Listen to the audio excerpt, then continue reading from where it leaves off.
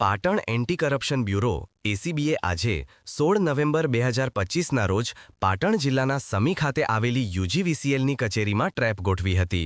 આ કાર્યવાહીમાં યુજીવીસીએલના junior engineer ચિંતનકુમાર શૈલેષભાઈ પટેલને 50,000 રૂપિયાની લાંચ સ્વીકારતા રંગે હાથ ઝડપી પાડવામાં આવ્યો હતો।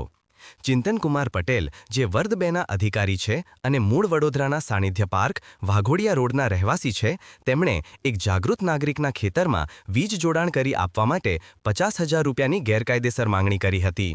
ફરિયાદી લાંચની રકમ આપવા માંગતા ન હોવાથી તેમણે પાટણ એસીબીનો સંપર્ક કર્યો હતો અને આ અંગે ફરિયાદ નોંધાવી હતી।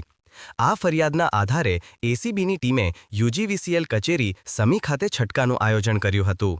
ટ્રેપ દરમિયાન આરોપી ચિંતનકુમાર પટેલે ફરિયાદી પાસેથી 50,000 રૂપિયાની લાંચની રકમ સ્વીકારી હતી।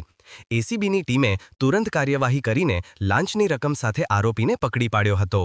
આ સફળ trap PI એમજે Chaudhary ACB post Patan દ્વારા કરવામાં આવી હતી। એસીબીએ હાલમાં આક્ષેપિત અધિકારીને ડિટેઇન કરીને તેની સામે કાયદેસરની કાર્યવાહી શરૂ કરી દીધી છે। પ્રવીણ દરજી, ડીપી ન્યૂઝ ચેનલ પાટણ।